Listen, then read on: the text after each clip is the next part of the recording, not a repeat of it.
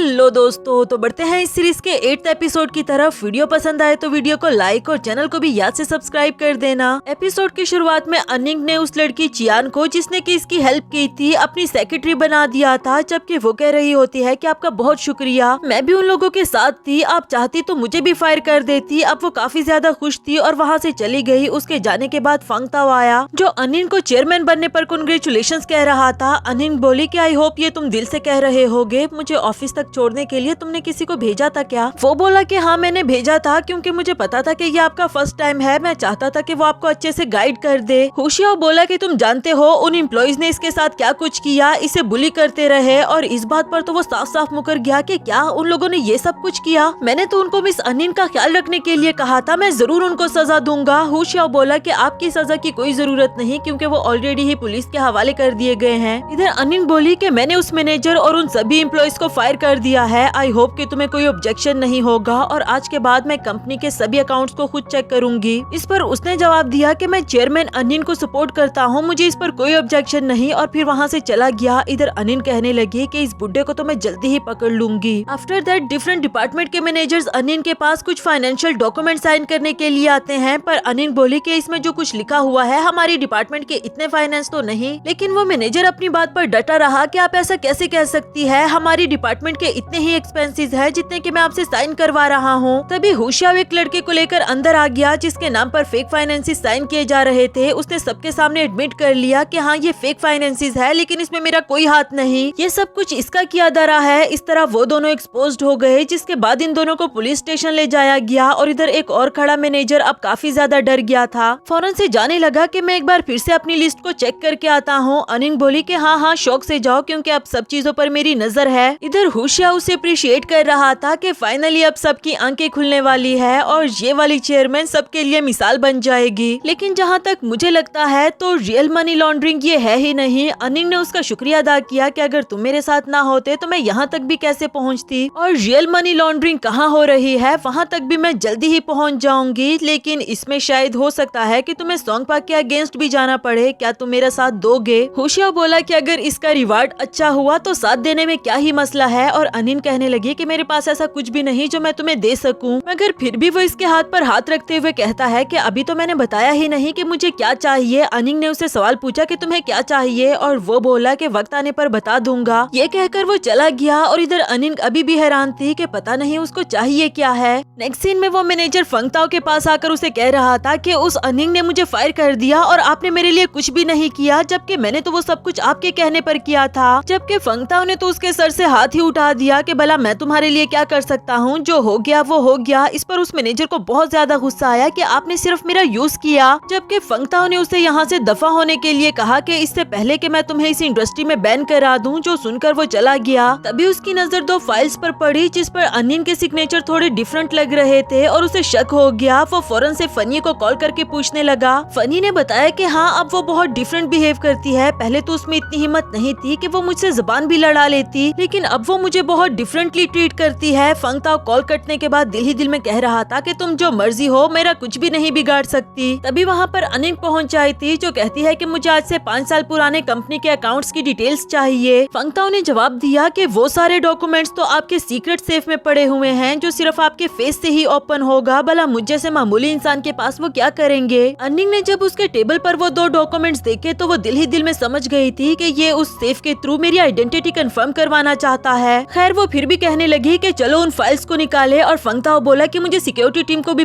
बुला लेना चाहिए, आखिर ये जरा रिस्की काम है। नेक्स्ट सीन में सेफ के सामने खड़े होकर अब वो कोई बहाना ढूंढना चाह रही थी, पर उसे ऐसा कोई भी बहाना नहीं मिला, और उसे फेस स्कैन करना ही करना था। डरते डरते उसने अपना फेस स्कैन करवाया, जो कि सक्सेसफुल रहा, और ये उम्मीद तो उसे भी नहीं थी। इधर फंगताओ भी हैरान हो गया। यहाँ अनिंग ने मिस्टर फंगताओ को जाने के लिए कहा कि मैं बाद में ये डॉक्यूमेंट्स तुम्हें हैंड ओवर कर दूंगी, और वो खुद भी हैरान थी कि आखिर ये कैसे हो गया। जबकि यहाँ भी कैमरा के थ्रू उसे रियल अनिंग देख रही थी, और वो एक इवल स्माइल देती है। नेक्स्ट सीन में हुशियाओ बईची को लोंगशिंग ग्रुप के एक वेयर हाउस पर छापा मारने के लिए कह रहा था, मगर वो ऐसा क्यों कर रहा है? क्योंकि कैमरा के थ्रू सब कुछ सोंगपा को पता तो चल ही जाएगा और उसके आदमी वहाँ पर पहले ही पहुँच जाएंगे। लेकिन फ्लैशबैक के सीन से हम देखते हैं कि हुशियाओ और बईची ने आपस में डिस्कस करके उस कैमरा की रिकॉर्डिंग को 10 मिनट तक डिले कर दिया था, यानी कि उसको 10 मिनट के बाद ये रिकॉर्डिंग दिखाई देगी और तब तक हुशियाओ अपने आदमियों के साथ वहाँ पहुँच चुका होगा। सोंगपा ने जैसे ही वो रिकॉर्डिंग देखी तो वो फौरन से जिंगमिंग को कॉल करके वो चोरी का सामान वहाँ से उठवाने के लिए कहता है। जिंगमिंग अपने आदमियों के साथ वहाँ पर पहुँच आया था और तभी पुलिस ने पीछे से अटैक करके उनको हैंड्स अप करने के लिए कहा।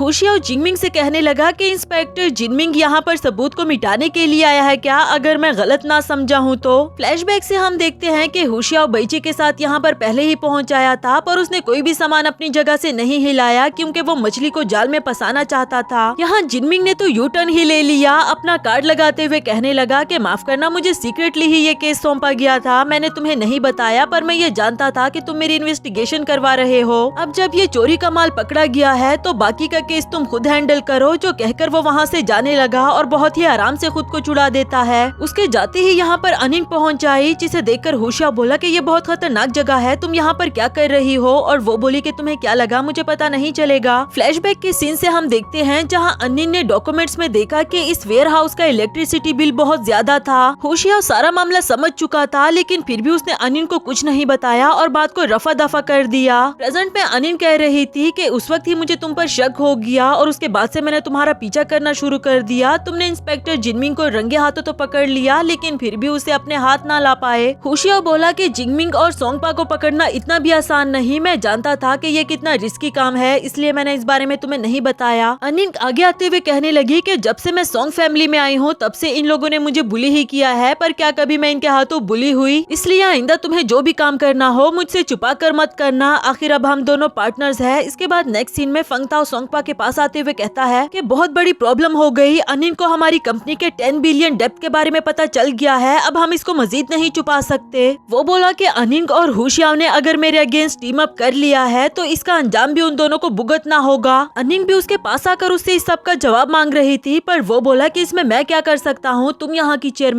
हो तो ये सब कुछ तुम खुद ही हैंडल करो, और अगर ये बात कंपनी से बाहर निकली तो इसमें सिर्फ हमारी बदनामी ही होगी। अनिंग को सुनकर बहुत ज्यादा गुस्सा आ गया, पर उसने खुद पर कंट्रोल किया। आफ्टर दैट वो इस क्राइसिस से बाहर निकलने के तरीके ढूंढ रही होती है, पर अभी तक उसे कुछ भी समझ नहीं आ रही कि तभी चियान ने उसे एक कार्ड पकड़ाया कि अब ये विंसेंट नामी बिजनेसमैन ही हमारी हेल्प कर सकता है। अनिंग ने उसे शुक्रिया कहा और इसके बाद वो विंसेंट के बारे में कुछ इन्फॉर्मेशन निकाल रही थी। तभी इसे विंसेंट की कॉल भी आ गई, जो इसे एक होटल रूम में मिलने का कहकर कॉल काट देता है। और इधर अनिंग सोच रही थी कि इसे क्या लगता है कि ये शेयर्स के लिए मेरा यूज करेगा। आफ्टर दैट जब वो उस होटल पहुंची तो यहाँ पर एक आदमी लड़की के साथ बदतमीजी कर रहा होता है, और जब होटल सर्वेंट ने उसे रोकने की कोशिश की तो उसके आदमी इसे मारना शुरू कर देते हैं। अनिंग ने रिसेप्शन पर जाकर पूछा कि इसे कोई रोक क्यों नहीं रहा, तो उसने बताया कि इसे कैसे रोका जा सकता है, ये इस होटल का फॉर्मर ओनर है, इसका ये होटल विंसेंट ने खरीद लिया, पर ये इस बात को एक्सेप्ट नहीं कर पा रहा। रोज यहाँ पर आकर इस तरह का तमाशा करता है ताकि यहाँ के कस्टमर्स को भगा पाए। तभी उसे विंसेंट की कॉल आ गई, जो उसे कह रहा था कि ये सारी सिचुएशन तुम्हारे सामने है, अगर तुमने इस सिचुएशन को अच्छे से डील कर लिया तो मैं तुम्हारी कंपनी में इन्वेस्टमेंट करने के लिए राजी हो जाऊंगा। इस दौरान तुम्हें अपने फोन को स्पीकर पर रखना होगा।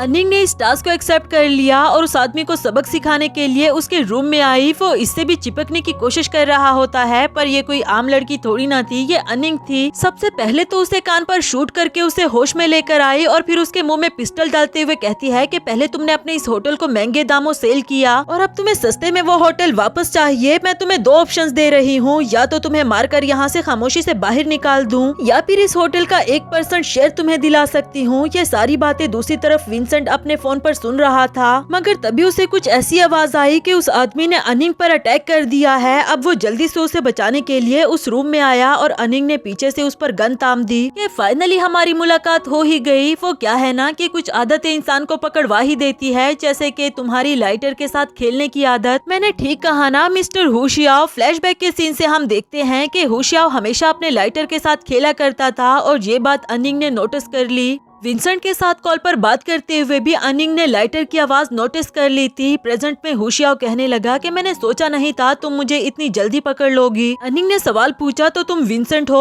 वो बोला कि हाँ, पुलिस में आने से पहले मैं अब्रॉड में कुछ इन्वेस्टमेंट किया करता था, लेकिन मेरी इस आइडेंटिटी के बारे में कभी भी किसी को कुछ पता नहीं चला। चियान ने तुम्हें बिल्कुल ठीक कहा था कि तुम्हारी कंपनी को अब सिर्फ मैं ही बचा सकता हूँ, और दूसरा ये कि तुमने मेरे इस टेस्ट को भी मेरिट के अकॉर्डिंग पास कर लिया। अनिंग उसे बताने लगी कि मैंने इस आदमी के साथ तुम्हारे बिहाफ पर 1% की डील की है, और साथ ही उसे एक्सप्लेन करने लगती है कि ये डील किस तरह तुम्हारे लिए फायदेमंद होगी। जबकि हुशियाओ सिर्फ उसकी आंखों में ही देखता रहा और कहने लगा कि मेरे लिए सबसे ज्यादा फायदे का सौदा तो तुम ही हो। फिर हैप्पी कोऑपरेशन के लिए दोनों ने एक दूसरे के साथ हाथ मिलाया, और इसी के साथ हमारा ये वाला एपिसोड भी खत्म हुआ।